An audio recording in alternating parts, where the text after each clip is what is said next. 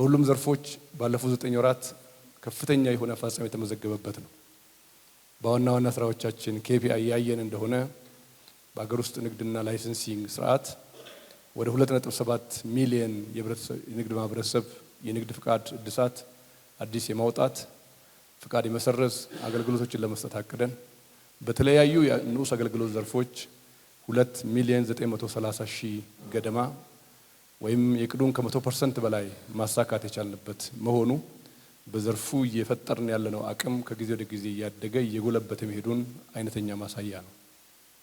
በቅርብ ጊዜ የጀመርነውና አዲስ ልምምድ የሆነው የሰጠነው ፍቃድ የማስተዳደር የድር ፍቃድ ኢንስፔክሽን የወሰን እንደሆነ ከ1.5 ሚሊዮን በላይ የንግድ ማህበረሰብ የወሰደው ንግድ ፍቃድ በምን መልኩ እያስተዳደረ እንደሆነ ለማረጋገጥ ሙከራ ተደርገዋል። የጥፋት ደረጃውን በፐርሰንት ደረጃ ከጊዜ ወደ ጊዜ እየቀነሰ የመጣበት ሁኔታ የሬጉላቶሪ አቅማችን እየዳበረ መሄዱን ያሳያል። እነኚህን አፈጻጸሞች ሳነሳ የቅድሙን ማሳሰቢያዬ ከአእምሯችሁ እና ከእዝነ ህሊናችሁ እንዲጠፋ አልፈቅድም። ምክንያቱም ይህን አፈጻጸምና ቁጥር እያሽሞነሞንን እዚህ ደርሰናል ሳይሆን አሁንም በጉለት የሚታዩ ጉዳዮች አሉ።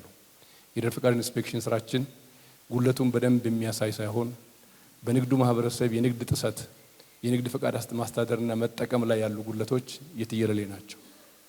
ስንመዝን ስኬታችንንም ውድቀታችንን በሚዛን ካላስቀመጥን ስኬታችንን አግዝፈን ውድቀታችንን የሌለ ካስመሰል ነው መደበቅ የሚቻለን ስላልሆነ ይህን ጉዳይ ታሳቢ ማድረግ ያስፈልጋል። የተመዘገበው ስራ ግን ቀላል የሚባል አይደለም።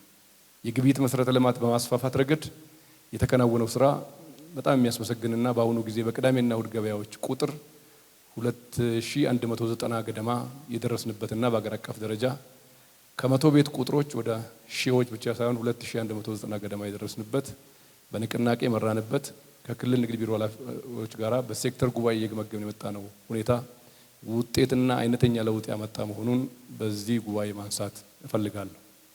ከውጭ ንግድ ስራችን አንፃር የውጭ ንግዳችን በለውጡ ማግስት በ2010 ኢትዮጵያ እንደ ሀገር ያስመዘገበችው 2.6 ቢሊዮን አሜሪካን ዶላር ገቢ ነበር ያገኘችው ሙሉ አመት።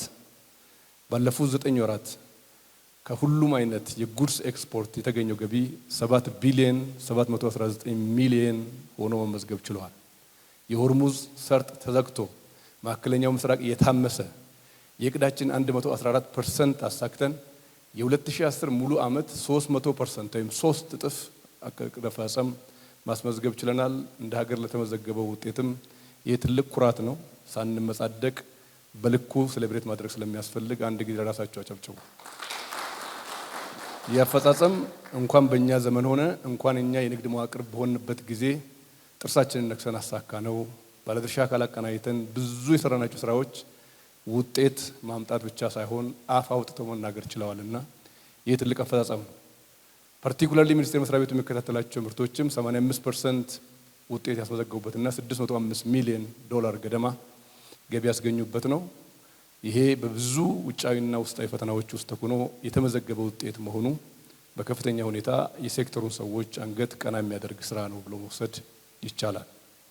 በቁም እንስሳት ግብይት ማዕከላትን ማበራከትና ማጠናከር ባለፉት 2 የግብይት ማዕከላትን በሶማሌ ክልልና አፋር ክልል አስመርቀናል።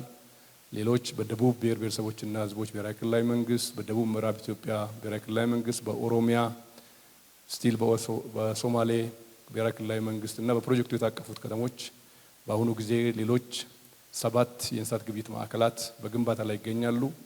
ንግድ ሚኒስቴር ከዚህ ፊት የሚታወቅበት ስኳር እና ዘይት መቸርቸር እና ኮታ መመደብ እንጂ ፕሮጀክት ሲመርቅ እምብዛም አይታወቅም ነበር። ከስኳርና ዘይት ችርቻሮ ወደ መሰረተ ልማት ግንባታ ስለተሸጋገራችሁ እንኳን ደስ ያላችሁ ማለት ፈልጋለሁ። የሚታወቅበት መክሊቱ እሱ ነው የነበረው። አሁን ሪዮተሪክ እየተቀየረ ነው ያለው። የኢኮሜርስ በሀገር ደረጃ ፉል ፍሌጅድ የሆነ ፍሮም ኢንድ ቱ ኢንድ የሚናበብ የኢኮሜርስ ስራ ለመጀመር በቂ ዝግጅት አከናውነናል። በሚቀርቡት ወራት ውስጥ ላውንች የምናደርግ ነው የሚሆነው። የንግድ ሴክተር በባርተር ንግድ ከተጀመረበት ጊዜ ጀምሮ እስከ ኢኮሜርስ እያደገ በሄደበት ፕሮሰስ ውስጥ እናንተ አሻራ አለበት። ስራዎቻችንን በጥራት በገቢና ወጪ ምርቶች ጥራት ቁጥጥር ሰፊው ስራ ተከናውኗል። የማድረግ አቅም ከጊዜ ወደ ጊዜ እየተከናወነ ይሄዳል።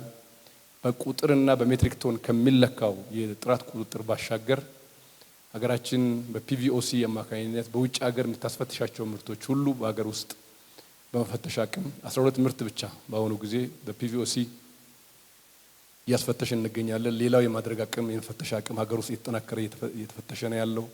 በኢትዮጵያ ደረጃዎች ኢንስቲትዩት አማካኝነት ለሀገር ኢኮኖሚ የሚመጡ እና የሚመጥኑ ደረጃዎች እየወጡ ነው ያሉት። እንደ ከዚህ በፊት ደረጃን ከማምረት ደረጃ ወደ ማስተዳደር ተሸጋግረናል። ደረጃን ለይስሙላ የመጠቀም ሳይሆን ደረጃን አስገዳጅ ሕግ አድርጎ የመምራት ስልት ላይ ገብተናል። በብዙ ሴክተሮች እና ተጠሪ ተቋማትና ዋና መስሪያ ቤት ሪፎርም አድርገን ውጤት አስመዝግበናል።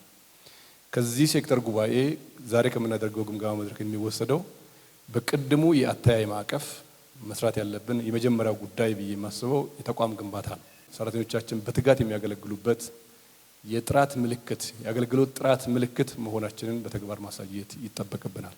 ቅጡ ገምግሞ በቅጡ ፈትሾ ግልጽ አሰራር ስርዓት አበጅቶ ተቋምን በሚታወቅ በሚተነበይ ህግና አሰራር መምራት ዛሬም ያልተሻገርነው የቤት ስራ መሆኑን ማሰብ ጠቃሚ ነው የሚሆነው። ሁለተኛው ከሌብነትና ብልሹ አሰራር ባልተናነሰ መልኩ አንገት እያስደፋን ከውጤት ጋር እንዳንገናኝ እየከለከለን ያለው ስንፍና ነው። ሌታለውን የታችኛውን ሰራተኛ እዚህ ያለው ሰው በምን ትጋት በምን አይነት የትትርና ጥግ ተቋም እንደሚያገለግል ሀገር እንደሚል እንደተጫነበትና ኃላፊነት እንደተሸከመ እንጂ የሚያስበው ኃላፊነት ወዶና ፈቅዶ እንደወሰደ አመራር ወስዶ ይሄንን ጉዳይ ወደ ውጤት መቀየር ላይ የሚቀሩን ያልተሻገርናቸው መሰናክሎች ስላሉ ቅዳሜ፣ እሁድ፣ ማታ፣ ቀን ሳንል ሀገራችንን ማገልገል በቅጡ ይጠበቅብናል።